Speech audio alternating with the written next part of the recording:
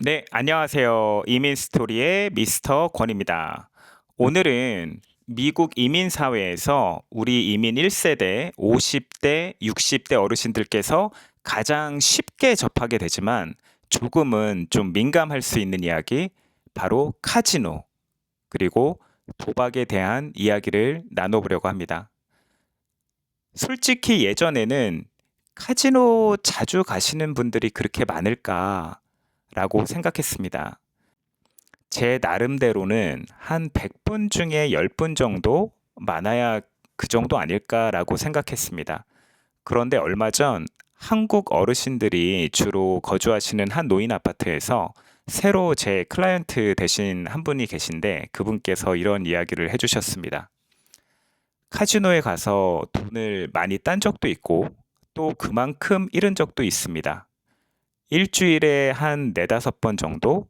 사실상 평일에는 거의 매일 카지노에 다니신다는 이야기였습니다. 그런데 더 놀라웠던 건 그 다음 말씀이셨습니다.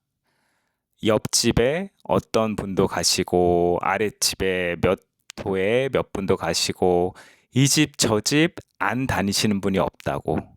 솔직히 저는 그때 조금 깜짝 놀랐습니다. 왜냐면 그 말씀해 주신 분들이 제가 5년 이상 돌봐드리면서 그분들한테서 단 한 번도 카지노 이야기, 도박 이야기를 들은 적이 없기 때문입니다.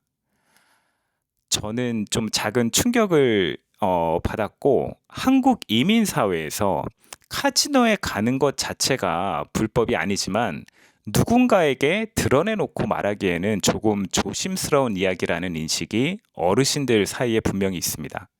그래서 더 숨기고 더 혼자서만 이야기를 안고 가시는 거죠. 오늘 이 이야기는 어르신들을 절대로 비난하거나 카지노 가시는 게 잘못됐다고 말씀드리려는 이야기는 아닙니다. 오히려 저는 이 이야기가 참 좀 많이 안타깝다는 생각이 들었습니다. 한국에서 미국으로 이민 오셔서 언어도 안 통하시는데 일하시고 휴일도 없으시고 자녀들 키우시느라 또 손주 돌봐주시고 평생 자녀들, 손주들 위해서 사시다가 이제 나이가 드시고 점점 더 외롭고 점점 쓸쓸해지시는 어르신들을 많이 뵀습니다. 뭐 친구가 있지 않냐, 뭐 이웃들이 있지 않냐, 한인 교회에 나가면 되지 않냐, 그렇게 말할 수는 있습니다. 근데 정말로 내 속마음까지 다 털어놓고 이야기할 수 있는 사람이 과연 몇 명이나 될까요?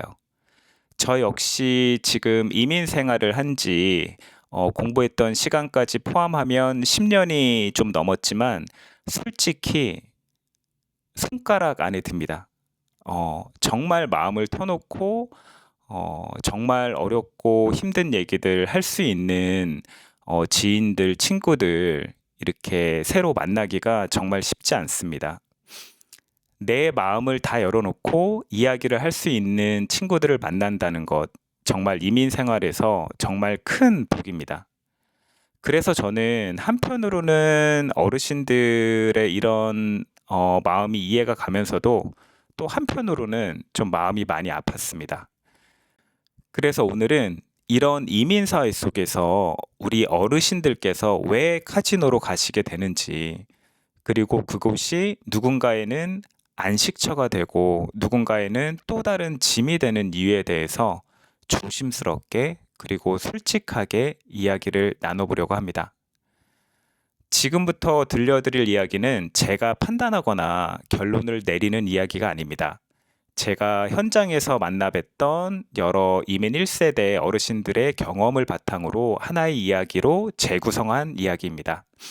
이 이야기는 어느 누구를 비난하기 위한 이야기도 아니고 도박을 옹호하기 위한 이야기도 아닙니다.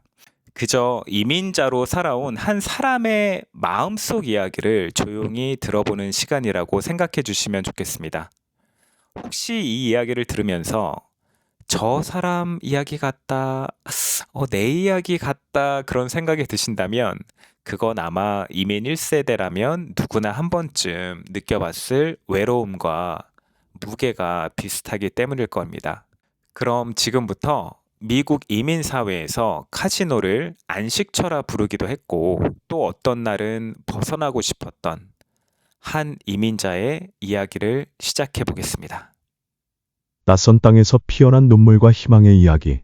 이민 스토리는 한인 이민자들의 감동 실화를 바탕으로 합니다. 솔직히 말해볼까요? 나는 카지노에서 울었습니다. 슬롯 머신 앞에서 돈을 잃어서가 아니라 거기만 가면 아무도 나한테 영어 못한다고 무시하지 않았거든요. 사람들은 말합니다. 50대, 60대 이민자들 카지노 가는 거 다 토박 중독이다. 그런데요. 그 사람들 중에 하루라도 이민자로 살아본 사람 있습니까? 오늘은 내가 왜 카지노에 갔는지, 그리고 왜 결국 거기서 도망쳐 나왔는지, 찬성과 반대 두 얼굴의 이야기를 솔직하게 해보려 합니다. 나는 52살에 미국에 왔습니다. 한국에서는 그래도 과장님 소리 듣던 사람이었죠. 그런데 여기 오니까 나는 그냥 아시안 올드맨이었습니다. 영어? 안 됩니다. 기술? 없습니다. 체력? 젊은 애들 따라가다 허리 나갔습니다. 새벽 4시에 일어나서 식당 뒷문으로 들어가 설거지하고 손님 얼굴 한번 제대로 못 보고 하루를 끝냅니다. 집에 오면 아내는 말이 없고 자식들은 영어로만 이야기하고 나는 하루 종일 한마디도 제대로 못한 사람처럼 느껴졌습니다. 처음 카지노에 간 건 친구 따라였습니다. 형, 그냥 바람 쐬러 가자. 돈 쓰지 말고. 그런데 그 문을 여는 순간 나는 깜짝 놀랐습니다. 한국말이 들리고 나 같은 나이 사람들이 있고 아무도 나를 무시하지 않았습니다. 거기서는 영어를 못해도 괜찮았고 직업이 없어도 괜찮았고 내가 투명 인간이 아니었습니다. 슬롯 머신 앞에 앉아 있으면 머리가 조용해졌습니다. 사장 눈치도 고객 클레임도 자식 학비 걱정도 잠깐 멈췄습니다. 사람들은 말합니다. 그게 도박 중독이지 뭐야. 하지만 나한텐 그건 술도 아니고 약도 아니고 유일하게 숨 쉴 수 있는 공간이었습니다. 하루 $20, $30. 그 돈으로 하루의 고통을 잠시 내려놓을 수 있다면 그게 그렇게 큰 죄입니까?